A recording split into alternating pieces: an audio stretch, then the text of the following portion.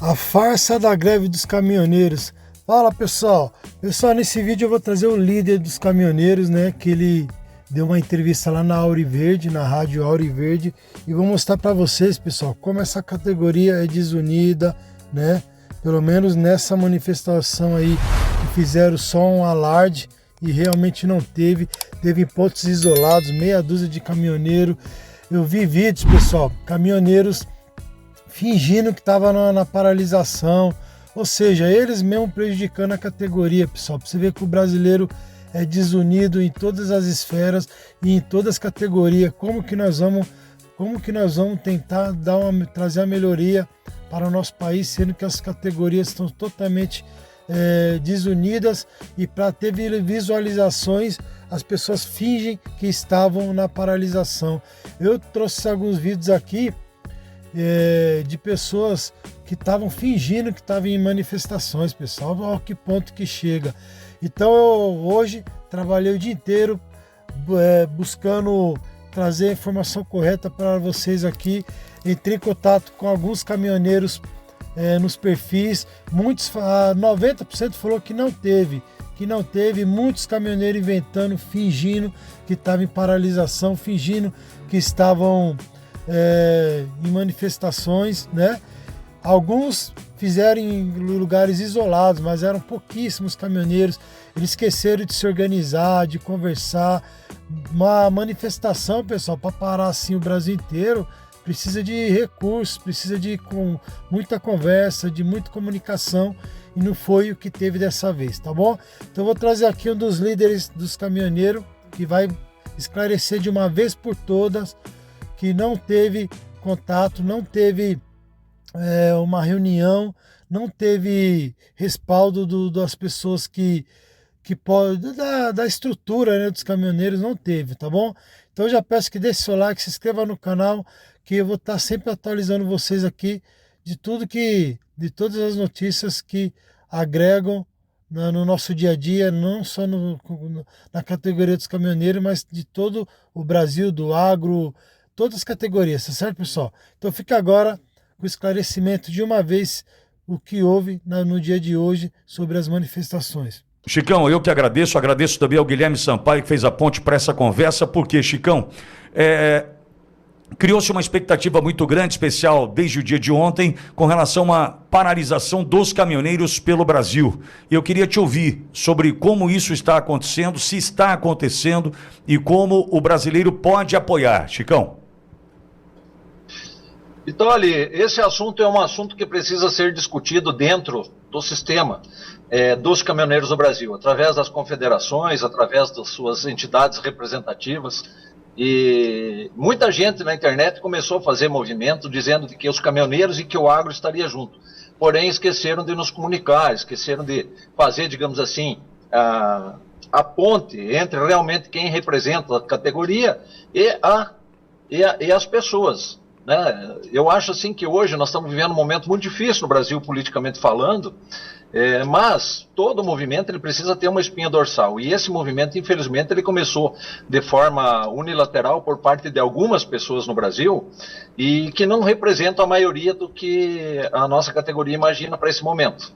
Nós estamos saindo agora de uma das leis mais comemoradas de todos os tempos. Desde 2018 nós tínhamos a lei do piso mínimo de frete, que nós nunca conseguimos fazer cumprir. Agora, recentemente, no dia 6 de outubro, através de vários acertos que foram feitos dentro do Fórum TRC em Brasília, desde o mês de março, a gente conseguiu que a Receita Federal, a NTT, começasse a fazer uma fiscalização de forma eletrônica desse processo de pagamento do que estabelece a lei. Então nós estamos no incurso desse primeiro momento da aplicação da lei. O que está convencionado dentro da categoria, no Brasil inteiro, é uma discussão no final do mês de outubro para a gente ver como é que isso andou e se isso precisa de ajuste, quais os ajustes necessários para que a gente consiga fazer valer os nossos direitos. Afinal de contas, isso é uma lei. Com relação ao movimento que está tentando startar nesse momento, eu compreendo da necessidade disso no Brasil, mas uma coisa tem que ficar muito clara, Pitoli, eu sempre digo para todos, em vários momentos os caminhoneiros colocaram a cara e a sociedade infelizmente não veio. Sim. O Brasil é dos brasileiros, o Brasil não é dos caminhoneiros. Então, por exemplo, quando o seu João, quando a dona Maria, quando as pessoas que estão no dia a dia em shopping center, em loja, em comércio, das mais variadas finalidades dentro da cidade, estiver unida, nós vamos entender, olha, o Brasil precisa dos caminhoneiros, vamos junto. Mas antes disso é complicado, porque nós temos Renavan, porque nós temos NTT, nós temos parceiros, amigos aí que nós estamos juridicamente brigando há 4, 5 anos com multa de 20, de 30 mil reais, pessoas impedidas de realizar suas funções. E daí de uma maneira aleatória, porque um ou outro chamou, nós vamos parar? Temos compreensão do momento político, da dificuldade que vivemos. Eu sou um que vivo isso, afinal de contas eu tenho mais de 2 anos minhas contas bloqueadas, já tive visita de Polícia Federal na minha casa, então eu vivo isso, entendo da necessidade de alguma coisa que precisa ser feito, mas precisa ser feito pelo conjunto da obra, pelos brasileiros, e não só por caminhoneiro. Tá perfeito, Chicão. Aliás, Chicão, obrigado por essa tua fala, é uma fala minha aqui também. Meu pai foi caminhoneiro, Chicão. Meu pai tinha um bicudinho, um Scania, um 124, já morreu meu pai, né? Meu pai vivia, era um graneleiro, puxava, fazia, enfim, ele vivia esse dia a dia. Eu conheço bem o que é vender o almoço, às vezes, para pagar a janta, né? A questão, meu pai um dia chegou em casa, Chicão, e falou, quanto você acha que o pai faturou esse mês? Eu falei, não faço ideia. O pai faturou 30 mil. Sabe quanto o pai gastou? 27. Em pedágio, pneu, óleo. Aí, 3 mil não dá para viver. 3 mil não dá para viver. Né? Você tem uma ideia, a situação do transporte hoje, sem aplicação do piso mínimo, que nós estamos brigando, e claro, temos várias arestas para parar, precisamos lapidar isso, isso começou a ser fiscalizado agora. Existe restrição por parte dos embarcadores para caminhão aí de 6 eixos, 5 eixos. Estão dando prioridade para caminhões maiores, porque a tabela ela não tem um valor apenas. Então, conforme o tamanho do caminhão, diminui o valor do frete. Porque daí, na proporção de peso que o cara leva mais, ele equilibra o frete no piso mínimo. Então, os embarcadores estão dando prioridade para os caminhões grandes. Isso é uma aresta que nós precisamos acertar. Final do mês, nós vamos discutir isso e procurar chegar no mês de novembro numa situação melhor. Agora, veja, hoje eu digo sempre, e tenho falado para os amigos do Brasil, nós trabalhamos de manhã para almoçar, de tarde para jantar, e muitas vezes temos que trabalhar contra a lei das 11 horas, que está estabelecida para a nossa categoria, para poder fazer manutenção dos equipamentos.